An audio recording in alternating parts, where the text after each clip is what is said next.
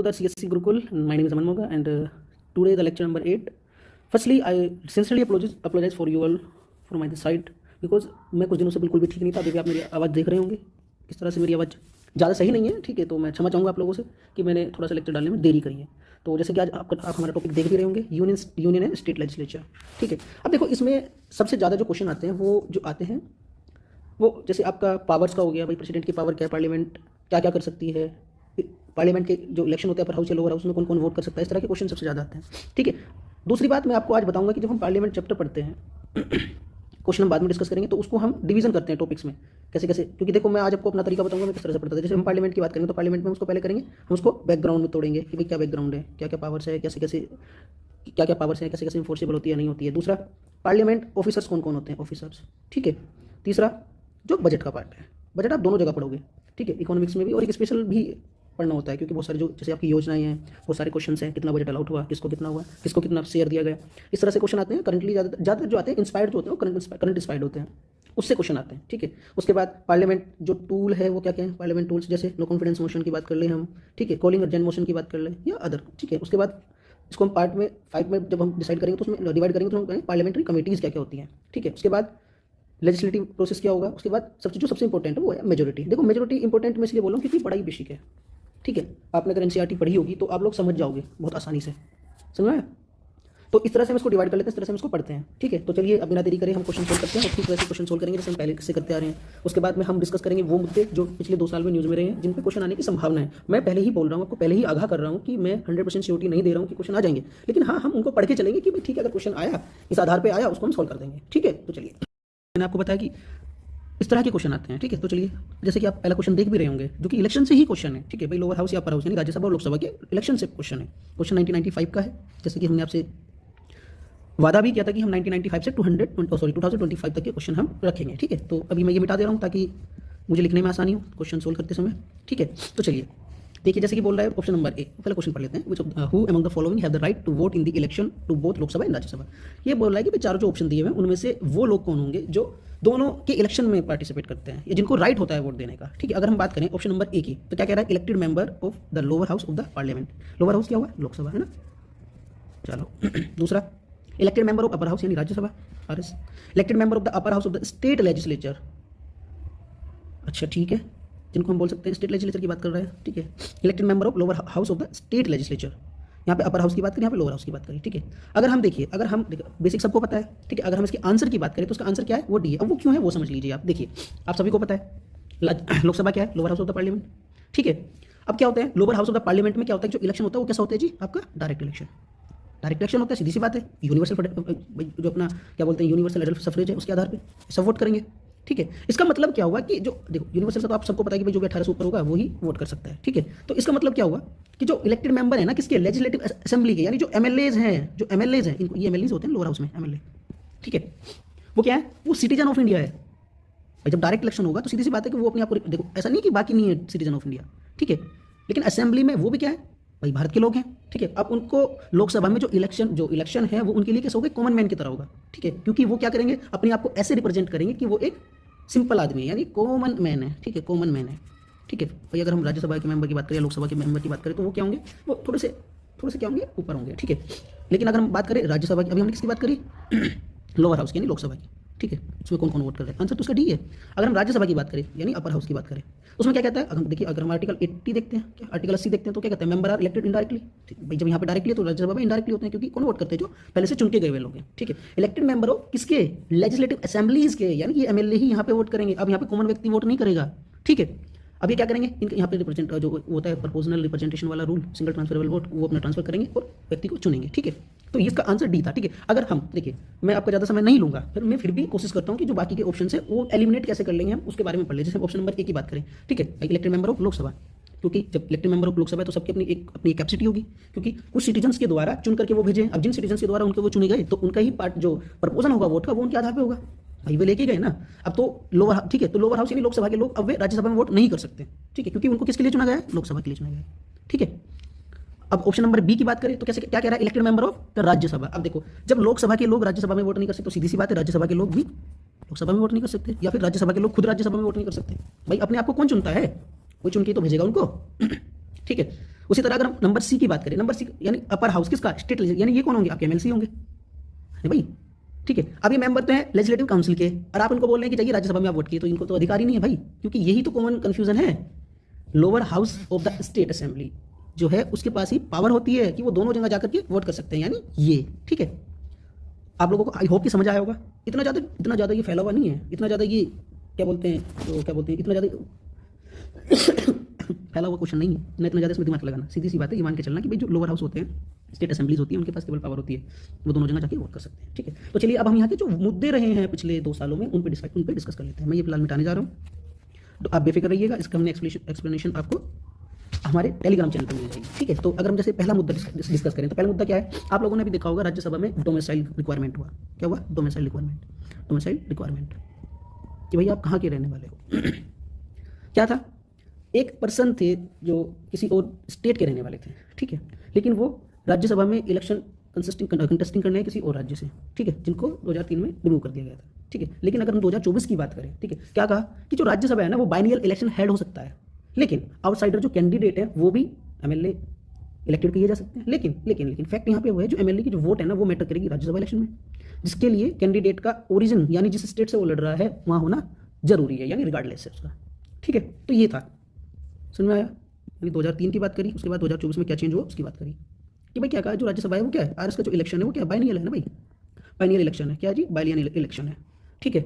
जो अभी 2024 में हेड हुआ था, क्योंकि अब तो 2026 चल रहा है, ठीक है। उसमें क्या जो आउटसाइडर है, आउटसाइडर किसी दूसरे स्टेट के रहने वाले जो कैंडिडेट है वो एमएलए चुने जा सकते हैं, लेकिन अगर वो वहाँ ना रह रहे हो तो क्या होगा, अब ये रीइंफोर्स किया जाएगा फैक्ट कि भाई जो एमएलए हैं उनकी वोट मैटर करेगी, ना कि उस कैंडिडेट की जो वहाँ का ओरिजिन है। मतलब क्या कहा कि भाई आप एमएलए होने चाहिए, आप वहाँ के रहने वाले हो या ना, उससे कोई मतलब नहीं हमें, ठीक है। उसका जो दूसरा मुद्दा था वो था क्रॉस वोटिंग स्कैंडल, या फिर आप डिजिटल वोटिंग एनआरआई। चलो क्रॉस वाले को छोड़ देते हैं क्योंकि वो थोड़ा सा मतलब बहुत ही आम लगता है, ठीक है। ओपन बैलेट सिस्टम की बात कर रहे हैं कि भाई ये खत्म करो, यूपी में क्रॉस वोट हुआ कि बहुत सारे केसेस हुए, ठीक है। तो हम उसको छोड़ करके सीधा तीसरा मुद्दा रख लेते हैं, डिजिटल वोटिंग फॉर एनआरआई। ये मुद्दा क्या था, आपने अभी 2025 में डिस्कस किया कि जो electronic transmitted postal ballot system, इसको बोलते हैं ETPBS, वो लोकसभा के इलेक्शन में एनआरआई के लिए आएगा, सॉरी आया 2025 की बात है। अब इसमें डिफरेंस क्या था, देखिए जब जो चेंज है सिटीजन्स के लिए, जो लोकसभा के लिए इलेक्शन के लिए वोट करते हैं, ठीक है, does not change the indirect nature of Rajya Sabha election. इसलिए एमएलए जो होते हैं वो सोल इलेक्टर होते हैं, ठीक है। समझ में आया, एमएलए कौन है भाई, lower house of the state legislature के पास जो पार्ट टाइम मेंबर है, ठीक है। तो ये दूसरा मुद्दा था, समझ में आया। आई होप आपको क्वेश्चन थोड़ा समझ में आएगा। देखो मैंने थोड़ा सा रायता फैलाया भी है, ये देखो ये रायता ही फैल रहा है, वो समझ नहीं आ रहा, कोई बात नहीं। मैं देखिए थोड़ा सा समय का अभाव है, दिक्कत कुछ नहीं, थोड़ा सा समय का अभाव, आप यहाँ समझ लीजिए, बाद में आपको मिल जाएगी जो आपकी एक्सप्लेनेशन है, जो आपके मुद्दे हैं वो हमने अच्छे से डिस्कस करके रखे हैं, अच्छे से लिख के रखे हैं, आपको टेलीग्राम चैनल पर मिल जाएंगे। आप उससे बेफिक्र रहिए, आप उसको एक बार पढ़ लोगे तो अच्छे से समझ में आ जाएगा। हालांकि मैं समझा ही रहा हूँ बिल्कुल आम भाषा में, लेकिन फिर भी अगर कोई कमी आपको लगे, देखिए मैं हर किसी की भाषा में नहीं समझा सकता, ये मेरी लिमिटेशन है। आप लोगों की ये लिमिटेशन है कि मेरी भाषा में आप सब नहीं समझ सकते, तो म्यूचुअल अंडरस्टैंडिंग ये होगी कि थोड़ा पढ़ेंगे थोड़ा समझेंगे तो चीज़ें समझ में आएंगी, ठीक है। चलिए अगर हम अगला क्वेश्चन देखें, यानी क्वेश्चन नंबर, अब यार ये क्वेश्चन नंबर, अच्छा नंबर 3 रह गया, नहीं ये नंबर 2 ही है, क्वेश्चन नंबर 2 ही है हमारा ये। क्वेश्चन नंबर 2 क्या कहता है, इसको 2 कर दीजिए, ये 2 कर दीजिए। अच्छा मैं पेन नहीं चल रहा, मैं तब से कोशिश कर रहा हूँ, पेन क्यों नहीं चल रहा, पेन होनी नहीं है, चलो ठीक है। If the prime minister India belong the upper house of the parliament, तो क्या होगा, देखो 1997 का क्वेश्चन, देखो सिंपल क्वेश्चन है, ज़्यादा हड़बड़ी नहीं, ज़्यादा कुछ सोचना नहीं है। पहले का ही will not be able to vote in his favour in the event of no confidence motion, ठीक है। दूसरा, he will not able to speak in the budget in the lower house. ऐसा कभी सुना है कि बजट पे कौन बोल रहे हैं, आके प्रेसिडेंट या प्राइम मिनिस्टर, कौन बोलता है, ऑब्वियसली जो रिप्रेजेंट करने आता है। दूसरा, he can make state only in the upper house, ऐसा भी है, ऐसा तो मैंने तो कहीं सुना नहीं भाई। He has to become a member of lower house within 6 months before being swearing in the prime minister. ये लो, ये तो शायद हमने किसी और के लिए सुना था, किसके लिए सुना था बताइए, ऐसा केस हुआ था ना इंदिरा गांधी के केस में 1996 में, उसके बाद HD देवगौड़ा, फिर डॉक्टर मनमोहन सिंह के साथ में भी हुआ। ऐसा कुछ नहीं हुआ कि नो कॉन्स्टिट्यूशनल, ऐसी कोई कॉन्स्टिट्यूशनल रिक्वायरमेंट नहीं है कि पीएम को राज्यसभा का मेंबर बनना ही पड़ेगा, लेकिन ऐसा हुआ भी है। केस में हुआ नहीं, मतलब ये केस था, तीनों के बारे में मैंने बताया, देवगौड़ा की बात में करें, मनमोहन सिंह जी की बात करिए, फिर इंदिरा गांधी जी की बात करें, ठीक है। तो चलिए ऑप्शन नंबर ए, जैसे कि आप देख रहे हैं आंसर इसका यही है, आप लोगों ने भाप भी लिया होगा, मैं कुछ अलग से इसमें कोई फूल नहीं डाल सकता, क्योंकि सिंपल है यार, सब लोग सिंपल ही पकड़ लेंगे, ठीक है। तो चलिए अब ये क्यों है वो आप समझ लीजिए। बात अगर नो कॉन्फिडेंस मोशन की करें, तो आर्टिकल 75 क्लॉज 3 क्या कहता है, A no confidence motion can only be moved and passed in the Lok Sabha House of the People before the Council of Ministers is collectively responsible to the Lok Sabha under Article 75 Clause 3।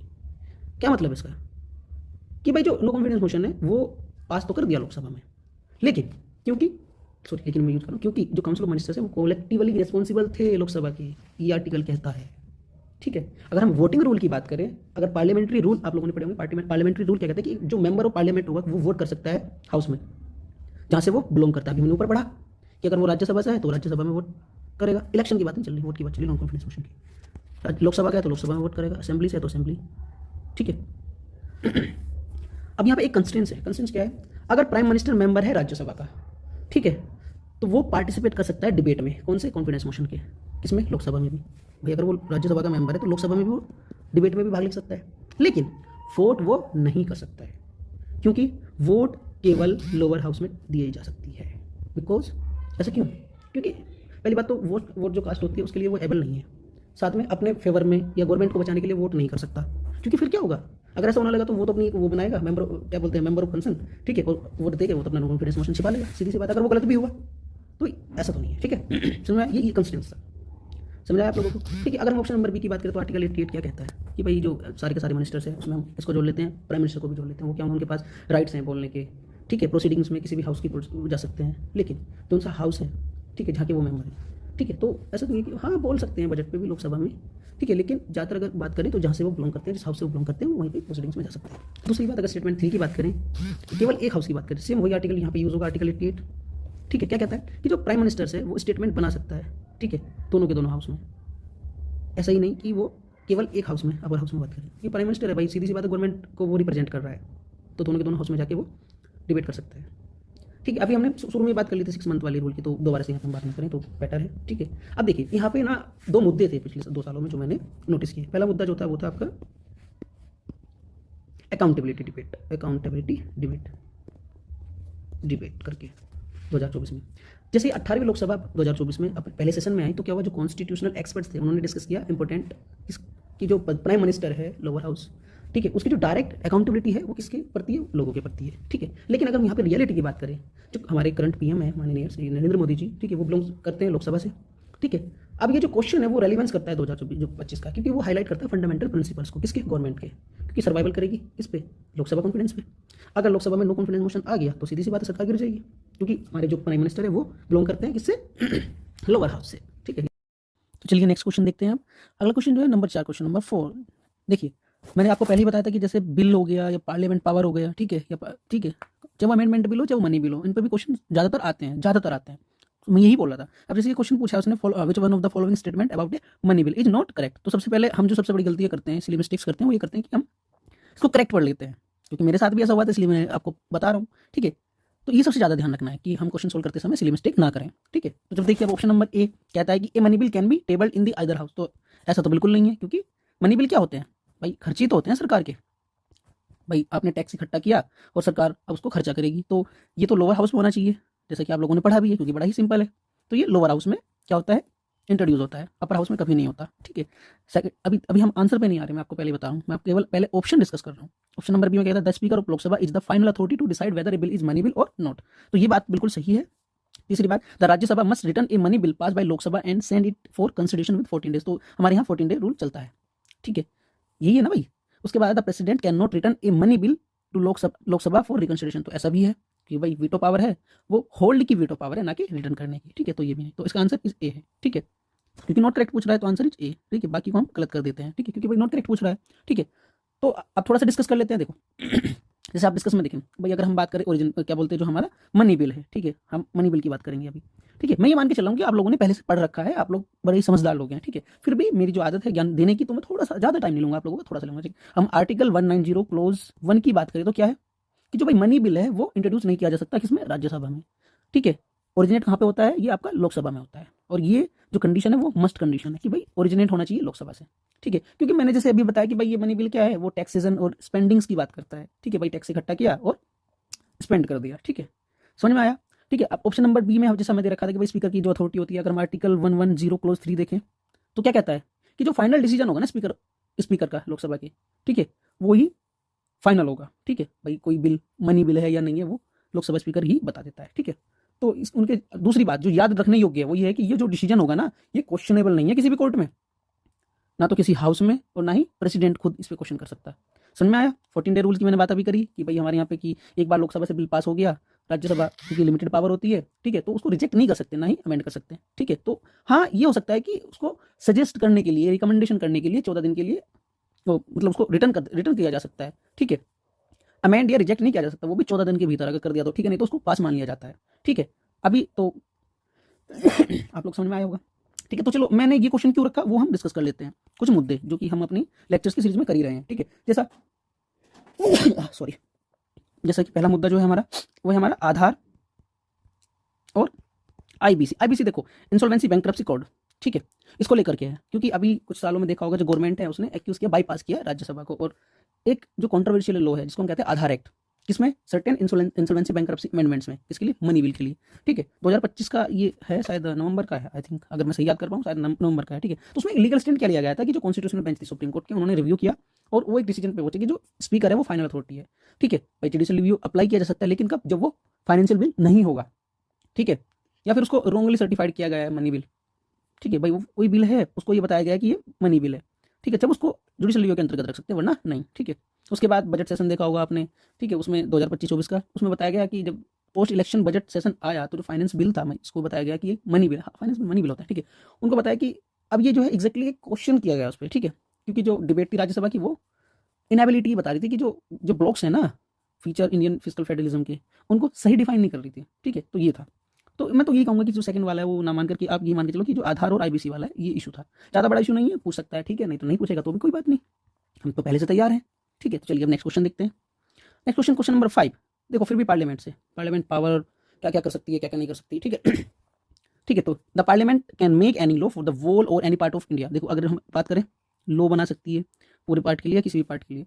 अगर हम article पढ़ें आपका 3, 2, alter वगैरह वगैरह, ठीक है, for the implemented. अब देखो, अब यहाँ पे आर्टिकल ये नहीं चलेंगे, इंटरनेशनल ट्रीटी को इंप्लीमेंट कर रहे हैं, तो यहाँ पे इन आर्टिकल्स की हम बात नहीं करेंगे। यहाँ पे एक ही आर्टिकल है जिसकी हम बात करते हैं, वो है 253, ठीक है। अभी डिस्कस करेंगे, डोंट वरी, मैं बस ऐसे ही बता रहा हूँ, ठीक है। तो क्वेश्चन उसने क्या पूछा है, क्वेश्चन ने पूछा है कि option number A, with the consent of all state, okay, with the consent of majority of state, okay, with the consent of state concern, without consent of any state. बात अगर इंप्लीमेंटेशन ऑफ इंटरनेशनल ट्रीटी की हो तो जरूरी नहीं किसी भी state की कंसेंट ली गई, क्योंकि इंटरनेशनल का मतलब पूरा का पूरा भारत एक यूनिट सिस्टम होता है, एक यूनिट अपने आप को क्या कर रहा है, शो कर रहा है। तो आंसर इज डी। भाई क्या कहा, भाई मान लिया ये अपना इंडिया है, प्यारा भारत, ठीक है। देखो मेरी थोड़ी सी ड्राइंग अच्छी नहीं तो प्लीज़ आप, चलो मैं इसको ऐसे बना लेता हूँ, ठीक है, ऐसे है ना, ऐसे बना लेते हैं।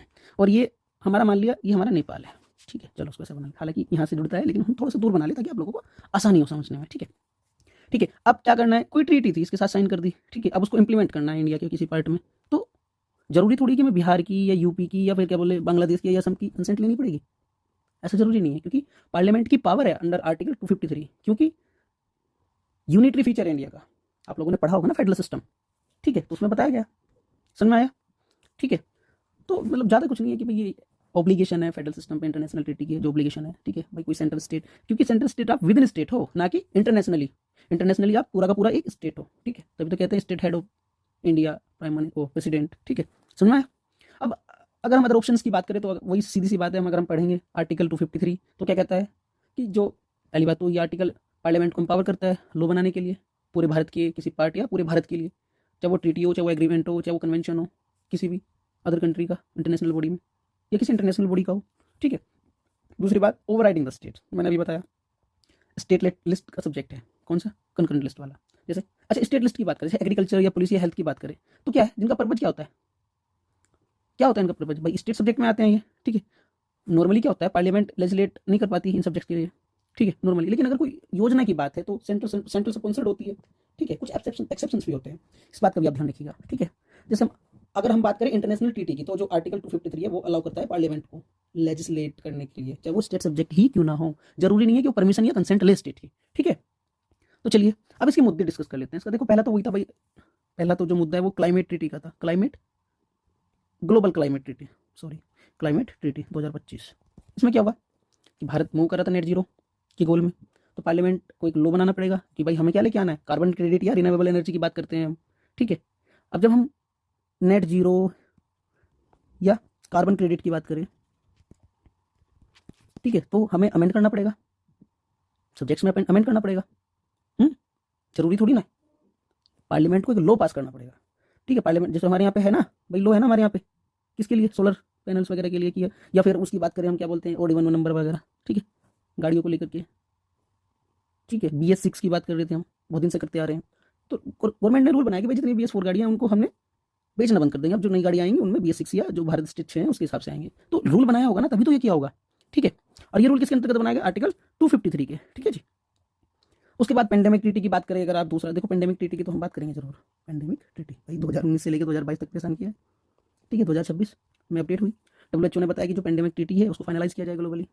ठीक है, साइन किया जाए सब साथ, क्योंकि भाई public health is the supreme primary, क्या है, प्राइमरी है सब सारे स्टेट सब्जेक्ट के लिए। ठीक है, तो ये दो जो इशू थे हमने यहाँ पे डिस्कस किए। उसके बाद नेक्स्ट क्वेश्चन की तरफ हम चलते हैं। नेक्स्ट देखो, मैं ज़्यादा क्वेश्चन डिस्कस नहीं करूँगा क्योंकि मैं पहले ही बता चुका हूँ क्या क्या आएगा, किस तरह से आ सकता है। पहले मैं आपको आगाह कर रहा हूँ, हर बार आगाह करता हूँ, पिछले क्वेश्चन में मैं आपको आगाह करके आया हूँ कि देखिए मैं 100% श्योरिटी नहीं दे रहा, लेकिन मैं ये कह रहा हूँ कि इस पार्ट से इस तरह से पूछा जाता है, तो आप पहले से तैयार रहिए। ठीक है, क्वेश्चन नंबर 6 क्या कहता है कि भाई जो स्पीकर है can ask a member to the house to stop speaking and let another member speak, this phenomenon is known as. देखो क्या पूछ रहा है भाई, सीधी सी बात है, यील्डिंग द फ्लोर। तो जरूरी नहीं है, ठीक है भाई, स्पीकर ने किसी को कहा कि भाई तुम बैठ जाओ, तुम्हारा टाइम पूरा हो गया, या आप अभी मत बोलिए, अभी उनको बोलने दीजिए, तो बोल सकते हैं यील्डिंग द फ्लोर। ठीक है, पार्लियामेंट्री प्रोसीजर तो पढ़ा ही होंगे ना आप लोगों ने, पार्लियामेंट्री प्रोसीजर। ठीक है, ये टर्मिनोलॉजी जो हमारी क्या होती है, टर्मिनोलॉजी होती है। ठीक है, स्पीकर लोकसभा का, क्योंकि वो चेयरमैन ऑफ राज्यसभा भी हो सकता है, वो एक कंडक्टर की तरह काम करता है उसके। ठीक है, वो इंश्योर करता है कि जो डिबेट है उसका एक ऑर्डर रहे, सबके सब एक प्रोटोकॉल को फॉलो करें, और एक स्पेसिफिक प्रोटोकॉल होता है पार्लियामेंट्री प्रोसीजर में। ठीक है जी, समझ में आया? अगर देखो, अगर हम बात करें बाकी जो ऑप्शन है जैसे डेकोरम, देखो आपको पता ही होगा। ठीक है, मैं अगर ज़्यादा डिस्कस ना करूँ तो भी चल जाएगा चीज़ें। ठीक है, जैसे डेकोरम क्या है, उसका मतलब क्या होता है कि जो बिहेवियर है वो प्रॉपर रहे, उसको डेकोरम बोलते हैं। ठीक है, क्रॉसिंग द फ्लोर की बात करें तो जो जो भी एलिगेंस है पार्टी के उसको चेंज करना। ठीक है, इंटरपेलेशन की बात करें कि भाई जो क्वेश्चन है उसको सबमिट कर दो आप, तो ये है। ठीक है, अब ये क्वेश्चन क्यों लिया मैंने क्वेश्चन इसलिए किया था कि मेरे अभी 18वीं लोकसभा आई थी तो उसमें डिस्ट्रप्शंस हुए थे कुछ।